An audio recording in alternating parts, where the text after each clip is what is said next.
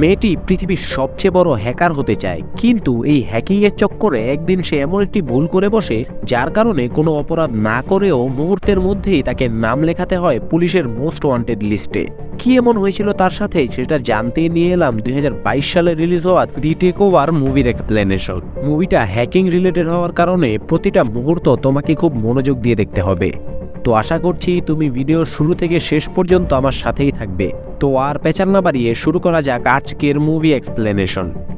মুভির শুরুতে আমরা একটা বয়স্ক লোককে আর্মির বেস ক্যাম্পে যেতে দেখি। ভিতরে যাওয়ার পর ক্যাপ্টেন তাকে জানায় যে প্রত্যেক বুধবার দুপুর 3টায় তাদের সার্ভার বন্ধ হয়ে যায়। তখন লোকটা নিজের ডিভাইস বের করে সার্ভার চেক করতে শুরু করে, আর ঠিক 3টা বাজার সাথে সাথেই সবগুলো ডিভাইস বন্ধ হয়ে যায়, শুধুমাত্র ওই বয়স্ক লোকটির ডিভাইসটা ছাড়া। লোকটি তখন বুঝতে পারে যে এই কাজটা কোনো এক্সপিরিয়েন্সড হ্যাকারের। সে তখন ওই হ্যাকারের লোকেশন খুঁজে বের করে। হ্যাকারটা মূলত রাশিয়ার একটা শহর থেকে অপারেট করছিল। পরে রাশিয়ান পুলিশের সাহায্যে বয়স্ক লোকটা সেই লোকেশনে পৌঁছায়। তারা হ্যাকারদের উপর অ্যাটাক করার সম্পূর্ণ প্রস্তুতি নিয়ে গিয়েছিল, কারণ তারা ধরে নিয়েছিল যে এটা হয়তো রাশিয়ান মাফিয়ার কাজ হতে পারে। কিন্তু সেখানে গিয়ে তাদের চোখ উল্টে যায়। যেখানে তারা মাফিয়াদের এক্সপেক্ট করছিল সেখানে তারা দেখা পায় একটি বাচ্চা মেয়ের। তবুও বয়স্ক লোকটা ভাবতে থাকে যে আর্মিদের সার্ভার হ্যাক করার মধ্যে মেয়েটির কোনো বড় উদ্দেশ্য লুকিয়ে থাকতে পারে। তাই সে মেয়েটার কাছে জানতে চায় যে সে কেন এমনটা করেছে, কিন্তু মেয়েটা তাকে কিছুই বলতে রাজি হয় না। তখন লোকটা নিজের পরিচয় দেয়। সে বলে তার নাম বাডি। নামটা শুনে মেয়েটার চোখ মুখ উজ্জ্বল হয়ে যায়, যেন সে কোনো সেলিব্রিটিকে দেখছে। আসলে বাডি একজন প্রফেশনাল হ্যাকার, তবে যেমন তেমন হ্যাকার নয়, বিশ্বের অন্যতম সেরা হ্যাকার। আর ওই মেয়েটা সবসময় তাকে ফলো করত। এরপর মেয়েটা বাডিকে জানায় যে তার নাম হলো মেল, আর এই কাজটা সে সিগাল পাখিদের জন্য করেছে। এটা শুনে বাডি ভীষণ অবাক হয়ে যায়। সিগালের জন্য কি কেউ আর্মিদের সফটওয়্যার হ্যাক করতে পারে? আসলে প্রতি বুধবার মেলের বাড়ির পাশে সিগাল পাখি আসতো, তবে আর্মিদের রাডারের আওয়াজে ভয় পেয়ে তারা উড়ে চলে যেত। তাই প্রতি বুধবার 3টা বাজে মেল আর্মিদের সার্ভার ডাউন করে দিত। ব্যাপারটা বাড়ির কাছে বেশ ইন্টারেস্টিং লাগে। সেই সাথে মেলের স্কিল দেখে সে তার সাথে বন্ধুত্ব করে নেয়। পরে আমরা 10 বছর অতিক্রম হওয়ার পরের সিন দেখতে পাই। মেল এখন অনেক বড় হয়ে গেছে। একদিন সে নেদারল্যান্ডের নতুন এবং একমাত্র সেলফ ড্রাইভিং বাস চেক করতে যায়, কারণ সেটা সফটওয়্যার মেলই বানিয়েছে। এ বাসে ঢোকার সময় সবার চেহারা স্ক্যান করা হয়, যাতে প্যাসেঞ্জারদের টিকিট অথবা অন্য কোনো ঝামেলায় না পড়তে হয়।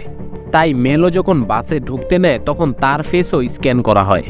এরপর বাস কোম্পানির মালিক লিন তাকে সার্ভার রুমে পাঠিয়ে দেয়।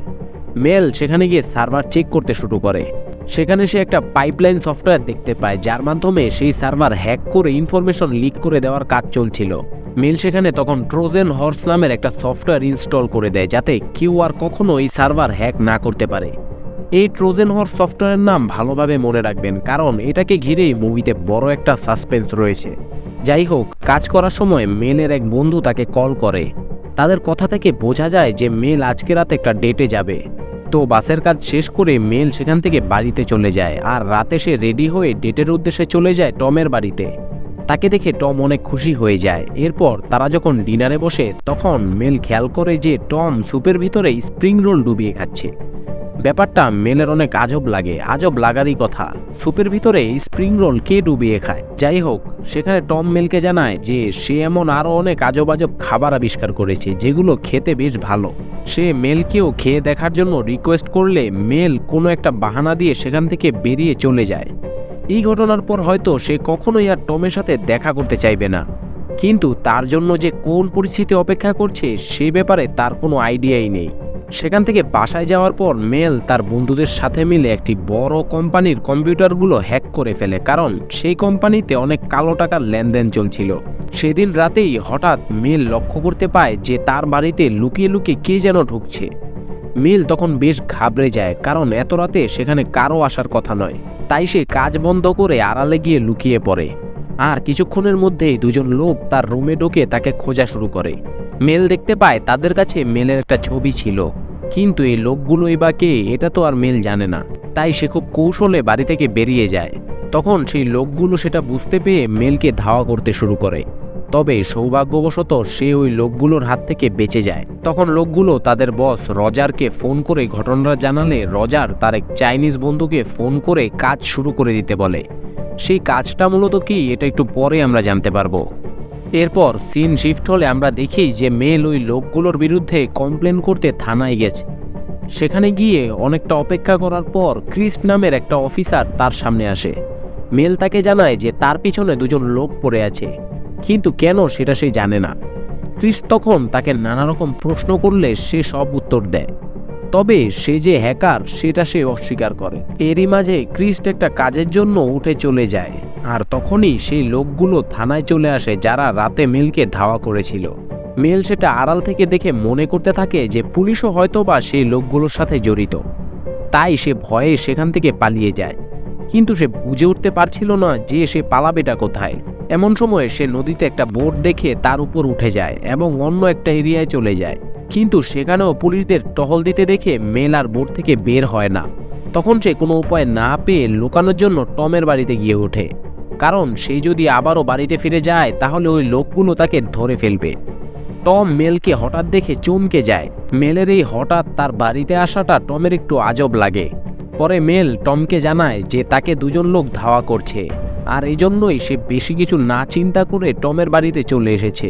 এরপর মেল তার হ্যাকার বন্ধুদের সাথে ফোনে কথা বলতে থাকে এবং তাদের পুরো বিষয়টা জানায়।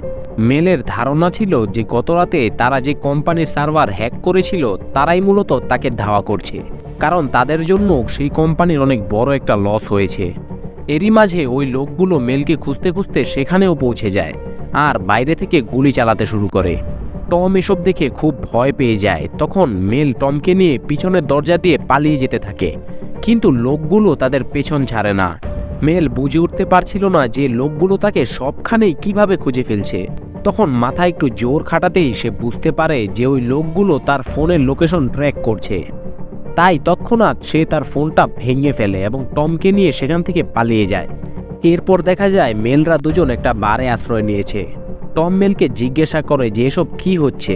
মেল টমকে কোনো উত্তর দেয় না, কারণ উত্তরটা তার নিজেরও জানা নেই। তখন টম তাকে বলে তাদের পুলিশের কাছে যাওয়া উচিত, কিন্তু মেল তাকে জানায় যে পুলিশ হয়তোবা এগুলোর সাথে জড়িত থাকতে পারে। টম তখন মেলকে সেখানে রেখে চলে যেতে থাকে, কিন্তু মেল তাকে বাধা দেয়, কারণ ওই লোকগুলো টমকে মেলের সাথে দেখে ফেলেছে, তাই তারা টমকেও এখন ছাড়বে না। টম এসব শুনে আরও ঘাবড়ে যায়। এমন সময় মেলের চোখ পড়ে টিভির দিকে। সেখানে একটা নিউজে মেলের একটা ভিডিও দেখানো হচ্ছে যে সে একটা লোককে খুন করছে। সেটা দেখে মেলের মাথায় আকাশ ভেঙে পড়ে। তখন টম তাকে সেখান থেকে দ্রুত বেরিয়ে নিয়ে আসে, কারণ যে কোনো সময় পুলিশ তাদেরকে ধরে ফেলতে পারে। এদিকে পুলিশ রাস্তায় থাকা সিসিটিভি ক্যামেরার মাধ্যমে তাদেরকে ফলো করতে শুরু করে। তবে সৌভাগ্যবশত তারা অন্য একটি মেয়েকে মেল মনে করে তাকে ফলো করছিল, যার কারণে মেলরা বেঁচে যায়।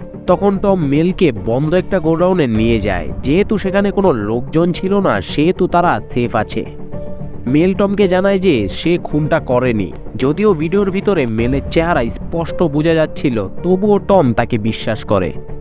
এই সব কিছুর ভিতরে আমার কষ্ট হচ্ছে টমের জন্য। বেচারা কোনো কিছু না করেই একটা মেয়ের চোখ করে এত বড় একটা ভেজালের ভিতর ফেসে গেছে।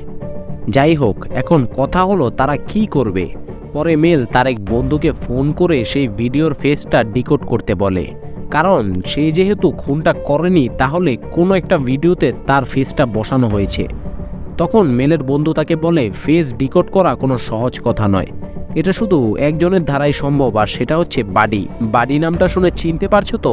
ওই যে ভিডিও শুরুতে মেলের সাথে বন্ধুত্ব করেছিল, সেই আজ একমাত্র লোক যে মেলের সাহায্য করতে পারবে। ওদিকে সিন শিফট হলে আমরা দেখতে পাই পুলিশ অফিসার ক্রিস্ট মেলের কেসটা ইনভেস্টিগেশন করার জন্য সেই বাস কোম্পানির মালিক লিনের সাথে দেখা করতে আসে।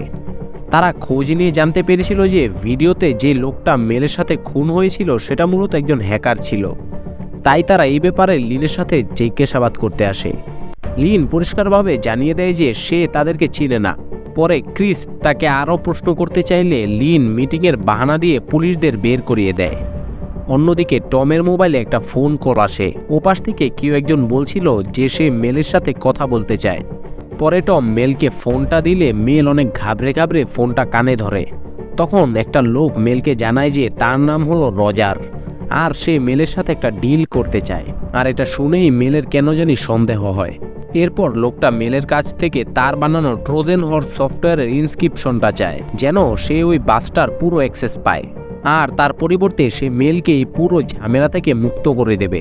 আসলে মেলের বানানো ট্রোজান হর্স সফটওয়্যারটা এতটাই শক্তিশালী ছিল যে রজাররাও তা ডিকোড করতে পারছিল না। সেটা শুনে মেল নিশ্চিত হয়ে যায় যে রজারই তার এই ফেক ভিডিও বানিয়েছে, যাতে সে মেলকে পুলিশের হাতে ফাঁসিয়ে ভয় দেখাতে পারে। তখন মেল উল্টো রজারকে হুমকি দিয়ে বলে যে সেই সব কথা পুলিশকে বলে দেবে। তখন রজার তাকে স্মরণ করিয়ে দেয় যে তার কাছে তো নিজেকে নির্দোষ প্রমাণ করার কোনো উপায় নেই। মেলও তখন টেনশনে পড়ে যায়। সে বুঝে উঠতে পারছিল না যে এখন তার কী করণীয়। সে আর কোনো কিছু না ভেবেই টমের ফোনটা আছাড় দিয়ে ভেঙে ফেলে, কারণ এই ফোনটা ট্র্যাক করেও তারা মেলকে ধরতে সেখানে পৌঁছে যেতে পারে। তো এরপর মেল সেখান থেকে বেরিয়ে আসে, আর বেচারা টমের লাইফ একটা মেয়ের চক্করে পুরোই হেল হয়ে গেছে। যাই হোক, সেখান থেকে বেরোনোর পর টম মেলকে বোঝানোর চেষ্টা করে যে ওই ইনস্ক্রিপশনটা রজারকে দিয়ে দেওয়া উচিত, কিন্তু মেল খুব ভালো করেই জানে যে সেটা দিয়ে দিলেও রজার তার পিছু ছাড়বে না, উল্টো বিভিন্নভাবে তাকে ব্ল্যাকমেল করতে থাকবে। তাই মেল এখন নিজেকে নির্দোষ প্রমাণ করার রাস্তায় নেমে পরে মেল যখন বাডিকে ফোন করে সব জানায়, তখন বাডি তাদেরকে একটা লোকেশনে আসতে বলে। তাই সেখানে তারা দুজন গিয়ে বাড়ির জন্য অপেক্ষা করতে থাকে। অন্যদিকে পুলিশ একটা সিসিটিভি ফুটেজ থেকে মেলের গোডাউনের একটা লোকেশন জানতে পারে। সেই সাথে ক্রিস্ট এটাও জানতে পারে যে ভিডিওতে যে লোকটা মারা গিয়েছিল সেটা কোনো হ্যাকার নয়, মূলত সে একজন ড্রাগ এডিক্টেড লোক। তাকে ড্রাগের লোভ দেখিয়ে সেই জায়গায় এনে খুন করা হয়েছিল। কিন্তু মেল এমনটা কেন করবে? ওই লোকটার সাথেই বা মেলের কি শত্রুতা? এটা এখন পুলিশের চিন্তার কারণ হয়ে দাঁড়িয়েছে। তাই ক্রিস্টেরও সন্দেহ হতে শুরু করেছে যে মেল আসল খুনি কিনা। অন্যদিকে মেলরা বাড়ির জন্য অপেক্ষা করতে থাকে। অনেক সময় পার হওয়ার পরও তার কোনো খবর ছিল না। মেল এবং টম মনে করতে থাকে এইসব ঝামেলার কারণে ভয়ে হয়তোবা বাড়ি আর আসবে না, কিন্তু তাদেরকে ভুল প্রমাণ করে দিয়ে বাড়ি সেখানে উপস্থিত হয়, আর তাদের দুজনকে নিয়ে তার আস্তানার উদ্দেশ্যে রওনা দেয়।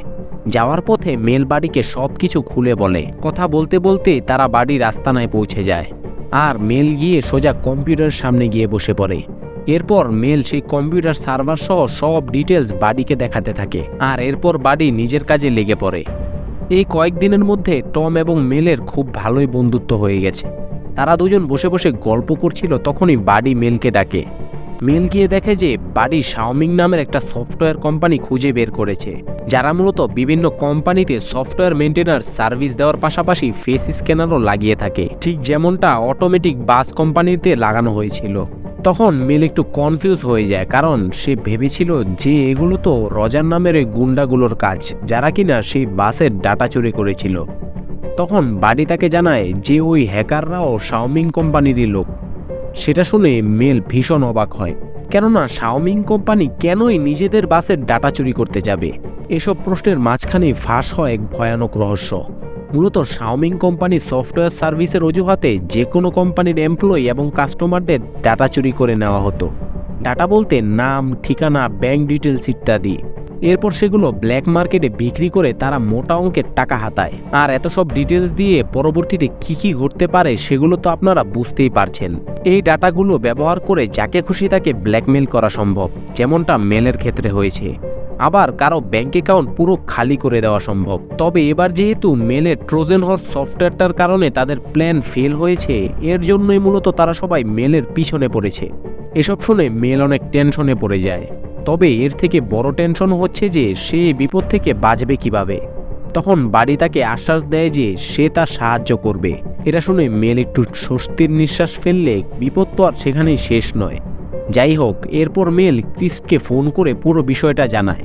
তবে ক্রিস তার কোনো কথাই বিশ্বাস করতে চায় না।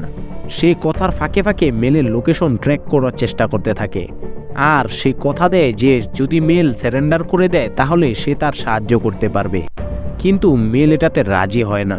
সে উল্টো ক্রিস্টকে সিচুয়েশনটা বোঝানোর চেষ্টা করে, কিন্তু সে যখন বুঝতে পারে যে ক্রিস্ট কোনো কথাই বিশ্বাস করছে না, সে তৎক্ষণাৎ ফোনটা কেটে দেয়। ক্রিস্ট মনে করেছিল এবার সে হয়তো বা মেলের লোকেশনটা ট্র্যাক করেই ফেলবে, কিন্তু দুঃখের বিষয় হলো সেটা আর হলো না। আফটার অল মেল তো একজন হ্যাকার, সে তো আর এমনি এমনি ধরা দেবে না। তাই এরপর ক্রিস্ট মেলের কথা মতো রজারের ব্যাপারে খোঁজ নেওয়া শুরু করে। সিন শিফট হলে আমরা দেখতে পাই পুলিশের পাশাপাশি রজারও মেলের জন্য উত পেতে বসে আছে। পুলিশ মেলের লোকেশনটা বের করতে না পারলেও রজার বের করে ফেলে। অন্যদিকে বাড়ি সারা রাত মেলের ভিডিওর ফেসটা ডিকোড করার চেষ্টা করতে থাকে, কিন্তু কোনো ফায়দা হয় না।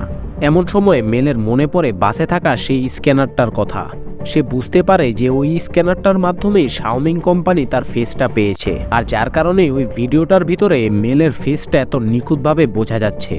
সে তৎক্ষণাৎ বিষয়টা বাডিকে গিয়ে জানালে সে সিদ্ধান্ত নেয় যে ফিরে গিয়ে সে বাসের সফটওয়্যার থেকে তার ফেসের স্ক্যানের কপিটা বের করবে, কারণ সেটা হাতে পেয়ে গেলেই সে প্রমাণ করতে পারবে যে সে নির্দোষ। মেলের এই সিদ্ধান্তে বাডি কিছু না বললেও টম তাকে অনেক বাধা দেওয়ার চেষ্টা করে, কারণ সেখানে গেলে মেলের বিপদ হতে পারে। কিন্তু মেলের কাছে আর কোনো উপায় ছিল না, তাই সে টমের কথা মানতে চায় না। এরপর মেল সেখান থেকে বেরোতেই যাবে, সেই সময় তারা সিসিটিভিতে দেখতে পায় যে রজার সেখানে পৌঁছে গেছে। তাই সে দ্রুত বিষয়টা বাডিকে জানালে বাডি তার গাড়ির চাবিটা তাদেরকে দিয়ে পিছনের দরজা দিয়ে বেরিয়ে যেতে বলে, আর সে তার কম্পিউটারে সব ইনফরমেশন নষ্ট করে দিতে থাকে যেন রজার কোনো ইনফরমেশন না পায়। কিন্তু মেলরা সেখান থেকে বেরোনোর আগেই রজার সেখানে এসে বাডিকে গুলি করে দেয়। বাডি একটু দুর্বল হয়ে পড়লে সে বাডিকে মেলের কথা জিজ্ঞাসা করে, কিন্তু কোনো উত্তর না পেয়ে রজার বাডিকে মেরে ফেলে। মেলরা আড়াল থেকে এসব দেখে অনেক কষ্ট পাচ্ছিল, তার জন্য আজ বাডিকে প্রাণ দিতে হলো এটা সে মানিয়ে নিতে পারছিল না, কিন্তু তারও কিছু করার ছিল না। এরপর সে টমকে নিয়ে বাইরে চলে যায়। বাইরে যাওয়ার পর রজারের লোকেরা তাদেরকে দেখে ফেলে এবং আবারও ধাওয়া শুরু করে। অন্যদিকে দেখা যায় ক্রিস্ট আবারও মেলে দেওয়া তথ্য থেকে ওই বাস কোম্পানির ম্যানেজার লিনকে জিজ্ঞাসাবাদ করতে আসে, কিন্তু লিন তাদেরকে আবারও ইগনোর করতে থাকে। এরপর লিন শাওমিং কোম্পানির মালিক চ্যাংকে কল করে পুরো বিষয়গুলো খুলে বলে। এরপর সে আরও বলে যে তার কারণে আজ তার অফিসে পুলিশ এসেছে। চ্যাংয়ের কথা মতো কাজ করার পরও চ্যাং লিনকে কোনো রকম সাহায্য করছে না। পরে লিন চ্যাংকে বলে, তুমি যদি এ ব্যাপারে আমাকে সাহায্য না করো তাহলে আমি নিজে উদ্যোগ নেব। সাথে সাথেই সেখানে কলে কানেক্ট হয় রজার এবং সে লিনকে হুমকি দিতে শুরু করে। রজার বলে, যদি তুমি চ্যাংকে কোনো রকম ডিস্টার্ব করো তাহলে তোমার কোম্পানি ধুলোয় মিশিয়ে দেব। এসব শুনে লিন আর কোনো কথা না বাড়িয়ে কলটা কেটে দেয়। কিন্তু এখানে একটা অদ্ভুত জিনিস লক্ষ্য করা যায় যে লিন ফোনে রজারকে দেখে এমনভাবে মুভমেন্ট করতে থাকে যে সে তাকে চিনেই না। আসলে এই সিনে চ্যাং, লিন এবং রজারের বিষয়টা পুরোপুরি ক্লিয়ার করেনি, এটা আমরা একটু পরেই ক্লিয়ার হয়ে যাব। অন্যদিকে মেল এবং টম রজারের লোকগুলো থেকে বেঁচে একটা নির্জন জায়গায় গিয়ে আশ্রয় নেয়, কিন্তু মেল বাডির মৃত্যুর কথাটা এখনো ভুলতে পারেনি। তাই সে আড়ালে গিয়ে কান্না করতে থাকে। সেই ফাঁকে টম ক্রিস্টকে ফোন করে তাদের লোকেশন জানিয়ে দেয়, কারণ সে ভাবছে যে এর মতো অবস্থায় ক্রিস্টই তাদের সাহায্য করতে পারবে। এরপর ক্রিস্ট সে লোকেশনের উদ্দেশ্যে রওনা দেয়। মেল টমকে নিয়ে শহরের উদ্দেশ্যে রওনা দেয়। যেতে যেতে মেল তার বন্ধুদের সাথে কথা বলতে থাকে। তার বন্ধুরা তাকে সেখানে যেতে মানা করলে মেল তাদের কথা শোনে না। টম বেচারা এমনিতে অনেক বিরক্ত হয়ে গিয়েছিল, তাই মেলের এই জিদ তার আর সহ্য হচ্ছিল না। সে আবারও মেলকে বোঝানোর চেষ্টা করে যে সেই জায়গায় গেলে সে ধরা পড়ে যাবে, এতে তাদের দুজনেরই ক্ষতি হবে। তখন মেল বলে, ওরা আমাকে ধরতে পারবে না। মেলকে এরকম স্বার্থপরের মতো আচরণ করতে দেখে টম অনেক কষ্ট পায়, আর সে জানায় যে সে অলরেডি পুলিশকে সব জানিয়ে দিয়েছে। সেটা শুনে মেল ভীষণ ক্ষেপে যায় এবং টমকে ফেলেই সেখান থেকে পালিয়ে যায়। কিছুক্ষণের মধ্যেই ক্রিস্ট তার দলবল নিয়ে টমকে পাকড়াও করে। এদিকে মেল অফিসে গিয়ে দেখতে পায় লিন বাইরে একটা সেমিনার করছে। এই সুযোগে সে সার্ভার রুমে ঢুকে তার কাজ শুরু করে। অন্যদিকে ক্রিস্ট টমকে থানায় নিয়ে আসে। সে তাকে রজারের ব্যাপারে অনেক কিছু জিজ্ঞাসাবাদ করলে টম বলে রজার নামের কাউকে সে চিনে না। পরে টম তখন ক্রিস্টকে বাডির মৃত্যুর ব্যাপারে জানায়, কিন্তু ক্রিস্ট সেটা বিশ্বাস করতে চায় না। সে মনে করে যে টম মেলকে বাঁচানোর জন্য মিথ্যা বলছে। অন্যদিকে লিন কিছু মানুষদের নিয়ে তাদের বাস উদ্বোধন করার জন্য তাদের একটা বাসে করে শহরের উদ্দেশ্যে রওনা দেয়। অন্যদিকে দেখা যায় মেল এখনও তার ফেসের স্ক্যান খুঁজছিল। এমন সময় রজার সেখানে পৌঁছে যায় এবং মেলকে তার বানানো ট্রোজেন হর্স সফটওয়্যারের ইনস্ক্রিপশনটা চায়। মেল তখন আর উপায় না পেয়ে রজারের কথা মতো কাজ করতে থাকে।